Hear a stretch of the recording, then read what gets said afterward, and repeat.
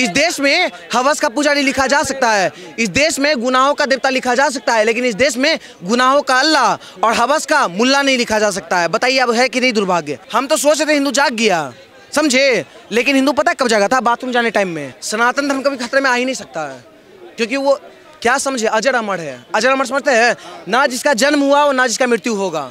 जिसका जन्म ही नहीं हुआ वो मृत्यु कैसे हो जाएगा? लेकिन मुस्लिम के पास पता है क्या है? विक्टिम कार्ड है, सिर्फ और सिर्फ विक्टिम कार्ड। पहले हमला करो हिंदू पे, पहले सरदार का 36 टुकड़ा करो, पहले साक्षी खान को साक्षी को मारो, फिर नीलम देवी को मारो, उसका विक्टिम कार्ड निकाल के दिखा दो, हाय अल्लाह मेरा इस्लाम धर्म खतरे में आ गया। सर ये कह रहे हैं ना, अच्छा एक बात, 40 करोड़ मुसलमानों को निकालने की बात कर रहे हैं। 40 करोड़ मुसलमानों को निकालने के बाबा को लाइए, बाबा को लाइए, बाबा से पूछना बाबा ये राय रखते हैं क्या? अरे सुनो हिंदू मुस्लिम, अरे सुनो, गलत बात है यार। हक कौन दिया ये बताओ?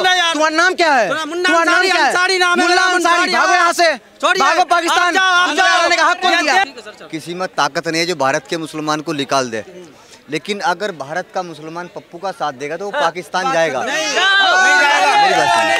हिंदू मुस्लिम सिख ईसाई हम भाई भाई। जो अपने मौलाना को नहीं मानता वो नरेंद्र मोदी को कैसे मान लेगा? ये कह रहा है भारत का मुसलमान मौलाना के कहने पे नहीं चलेगा। अरे तुम जो आलिम और मौलाना की बेइज्जती कर रहे हो, एक हिंदू अगर साधु संत की बेइज्जती करेगा या अपने मौलाना की बेइज्जती करे, कहाँ के मुसलमान है? अरे बड़ी बात मत बोलिए मौलाना जी, ये भी मुसलमान है, आप भी मुसलमान है। आप अंदर से सुमित राघव निकलेगा, पूछ लो इससे। तो वो फर्जी मुसलमान है। अगर ये भारत का सपोर्ट कर रहे हैं, ये भाजपा का सपोर्ट कर रहे हैं, तो ये फर्जी मुसलमान है। वाह। अगर संविधान को मानता है सम्मान है, अगर सरिया को मानता है तो मेरा टॉयलेट रेडी है, टॉयलेट करते हैं। सरिया पे हम टॉयलेट करते हैं सर, क्योंकि इस देश में सरिया नहीं चलेगा, संविधान चलेगा। ये किस एंगल से मुसलमान लग रहे हैं? सिर पर दाढ़ी नहीं, टोपी नहीं, लिबास नहीं, ये तो हिंदू से भी गए गुजरे हैं। ये घुसपैठिया है, ये पता नहीं बांग्लादेश से आए हुए, पाकिस्तान से आए हुए, कहाँ से इस देश में आकर घुसे। ये नाम गंदा कर रहे भारत के मुसलमान का। ये पप्पू को प्रधानमंत्री बनाना चाहते हैं, वो पाकिस्तान का प्रधानमंत्री बन सकता है, वो भारत का प्रधानमंत्री नहीं बन सकता। क्यों नहीं आया होगा रिएक्शन जो अभी कश्मीर में? कितना हाइट है आपका? कितना हाइट है बताइए ना, गर्व से बताइए। 5'7". 5'5" हो जाएगा। 5'5" मतलब समझ रहे हैं, 2 इंच कम हो जाएगा आप। पता है कैसे? अब मुस्लिम के खिलाफ एक शब्द बोल के दिखा दीजिए, जय बोल के दिखा दीजिए। मुस्लिम के खिलाफ आतंकवादी हमला। सुन लीजिए, इस देश में हवस का पुजारी लिखा जा सकता है। जोश इस देश में, सुन लीजिए ना, उसमें क्यों आ रहे हैं? पत्रकार महोदय जोश में क्यों ना आए? क्यों ना आए? इस देश में हवस का पुजारी लिखा जा सकता है, इस देश में गुनाहों का देवता लिखा जा सकता है, लेकिन इस देश में गुनाहों का अल्लाह और हवस का मुल्ला नहीं लिखा जा सकता है। बताइए अब है कि नहीं दुर्भाग्य। इस देश में सबसे कायर पता है कौन कौम है? हिंदू है। ऐसे हिंदू है जो 50-100 में बढ़ जाते हैं, ऐसे हिंदू है जो लाख रुपए दीजिए, रातों रात आप लाख रुपए दीजिए उसको वोट दे देंगे। मतलब सोचने वाला बात है। जो अयोध्यावासी कल्याण सिंह का नहीं हुआ, जो बाबरी मस्जिद तोड़ने में था उसका साथ नहीं दिया, जो अयोध्यावासी राम जी का नहीं हुआ, जो अयोध्यावासी सीता माँ पे शक किया, उस अयोध्यावासी आप उम्मीद रखते हैं बीजेपी का हो जाएगा, मोदी जी का हो जाएगा? सर आप बहुत बड़े भूल में हैं। हिंदू को अगर आपको लाना है अपने लाइन पे, तो हिंदू के लिए धर्मयुद्ध एक तैयार रखिए। हिंदू क्योंकि सबसे बड़ा कुंभकर्ण कभी आएगा लाइन पे?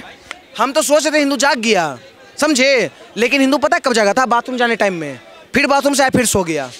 अब सोचने वाला बात है, वोट किया। इस देश में सबसे मूर्ख कौम कौन किसको कहा जाता है? मुस्लिम को, इस्लाम समुदाय के लोग को। सबसे मूर्ख कौम जो पंचर छापते हैं, जो पंचर बनाते हैं, जो जिहाद करते हैं। आज के डेट में वही पंचर छाप, ठीक है, हंसिए मत पत्रकार महोदय, आज के डेट में वही पंचर छाप इतना गर्मी में बुर्का पहन के उसकी महिला और 2 लुंगी पहन के उसका मर्द सब जाके वोट किया। पढ़ा लिखा कौम कौन हुआ? मुस्लिम हुआ कि नहीं? और इसी देश में हिंदू जिसके लिए इतना काम किए मोदी जी, वो हिंदू जो है कायड़ बुजदिल की तरह एसी में हवा ले रहा था, ठंडा ठंडा हवा। देख लीजिए बीजेपी का क्या हाल हो गया।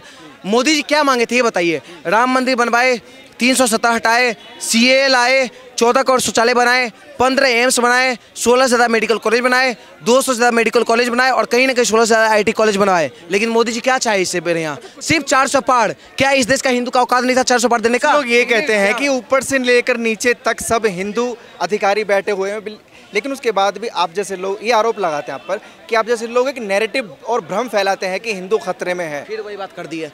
सनातन धर्म कभी खतरे में आ ही नहीं सकता है, क्योंकि वो क्या समझे, अजर अमर है। अजर अमर समझते हैं ना, जिसका जन्म हुआ और ना जिसका मृत्यु होगा। जिसका जन्म ही नहीं हुआ वो मृत्यु कैसे हो जाएगा? इस्लाम धर्म ऐसा धर्म है, लॉलीपॉप है, चूस लीजिए खतरे में आ जाता है।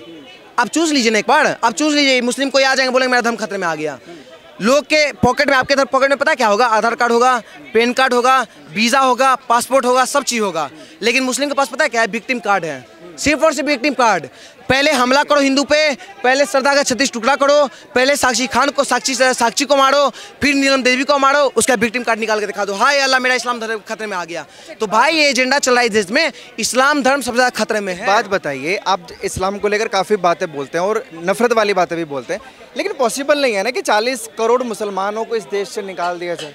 खुद निकल कहाँ तक बचोगे? बाबा को लाई ना, समझे कौन बाबा? बताइए, नाम बताइए। बाबा के आने से कैसे पॉसिबल होगा? बताइए थोड़ा सा। नाम बताइए, गर्व से करिए। योगी जी के बारे में बोल रहे हैं, नाम बोलिए। योगी आदित्यनाथ। अरे वाह, पतकार के लिए जोरदार ताली भाई, पतकार के लिए जोरदार ताली। पतकार बाबा का मतलब योगी आदित्यनाथ समझते हैं। और जिस दिन बाबा आ गए ना, जिस दिन बाबा यहाँ लाल किला से, जिस दिन बाबा यहाँ, एक मिनट भाई, जिस दिन बाबा यहाँ राष्ट्रपति भवन से यहाँ से शपथ ले लिए और कह दिए मैं योगी आदित्यनाथ ईश्वर की शपथ लेता हूँ, संविधान की शपथ लेता हूँ, आधे मुस्लिम हिंदुस्तान छोड़ के चल जाएंगे। जिस दिन बाबा यहाँ राष्ट्रपति भवन से यहाँ से शपथ ले लिए और कह दिए मैं योगी आदित्यनाथ ईश्वर की शपथ लेता हूँ, संविधान की शपथ लेता हूँ, आधे मुस्लिम हिंदुस्तान छोड़ के चल जाएंगे। अब बोले, क्या बोल रहे थे? कह रहे ना बाबा, सुनो मेरी बात सुनिए, आप सुनिए। हम किसी पार्टी से नहीं है, हम किसी पार्टी से नहीं है। सुनिए मेरी बात सुनिए, 8,500 भी मिलता जब वो जीतता, जब वो जीतता ना, अगर आता गवर्नमेंट बनती उसकी केंद्र में तो वो देता, मैं भी करूँ। जीता नहीं तो देगा कहाँ से? अभी जो बात बोल रहे थे वो तो बोलिए सर। अरे सर ये कह रहे ना, 40 करोड़ मुसलमानों को निकालने की बात कर रहे हैं। 40 करोड़ मुसलमानों को निकालने के बाबा को लाइए, बाबा को लाइए, बाबा से पूछना बाबा ये राय रखते हैं क्या? बिल्कुल रखते हैं। 35 नाम कौन दिया था ये बताइए? एक बात बताइए। अरे सुनो सुनो, अरे सुनो हिंदू मुस्लिम, अरे सुनो, गलत बात है यार। हक कौन दिया ये बताओ? तुम्हारा नाम क्या है? तुम्हारा नाम क्या है? मुल्ला अंसारी। भागो यहाँ से, भागो पाकिस्तान। आने का हक कौन दिया? देश हमारा है, हक कौन दिया? देश हमारा है। हमने मेरी बात सुनिए, गलत बात नहीं, गलत बात नहीं, सिर्फ 10 देशभक्त मुस्लिम का नाम बात नहीं। सबसे बड़ा देश इसको का मतलब है सबसे ज्यादा खून मुस्लिम का बहा इस देश में। मुस्लिम का बहा पता क्यों? अरे सुनो कलाम जी, स्लीपर सेल सुनो सुनो, इस देश में सिख का भी बहा खून, ठीक है, हिंदू का भी बहा खून, इस देश में क्रिश्चियन का भी बहा खून, लेकिन ना क्रिश्चियन भाई सुन सुन आराम से। अच्छा मुद्दे की बात नहीं ना, इस देश में ना सिख, अरे सुन ले भाई, कलाम को कोई गाली नहीं देता सर। कलाम डॉक्टर APJ अब्दुल कलाम सबके दिलों में है, मैं दोबारा बोल रहा हूँ, सबके दिलों में है और हर कोई रिस्पेक्ट करता है। अब्दुल कलाम के हर कोई रिस्पेक्ट करता है, ठीक है, मुद्दे की बात, जहाँ फायदा लेना हो। लेकिन लेकिन लेकिन लेकिन जो मुसलमान आतंकवादी होता है उनको आप गाली देंगे? जो मुसलमान आतंकवादी होता है उनको गाली देंगे? वो गलत है, वो गलत है, सबके लिए उसको फांसी चाहिए, गोली मारिए उसको, गोली मारिए, बीच उसको रोड पे गोली मारिए उसको। तो कैंडल मार्च क्यों नहीं निकालते आप लोग? निकालते क्यों नहीं निकालते? हम लोग निकालते, दिखता नहीं है ना। जब सर तन से जुदा के नारे लगे थे तो तमाम मुस्लिम कम्युनिटी देश में थी। देखिए मैं एक तरफा बात नहीं कर रहा, पत्रकार मुझे नहीं करनी चाहिए, लेकिन अभी 3 बार आतंकवादी हमले हो चुके हैं कश्मीर में, कोई मुसलमान सड़कों पर नहीं दिख रहा, कोई मुसलमान नहीं दिख रहा। 3 बार गलत कराया साले, जो भी लगे हुए साले को फांसी। आपको भी पता है गलत है ना, तो सड़कों पे क्यों नहीं है मुसलमान?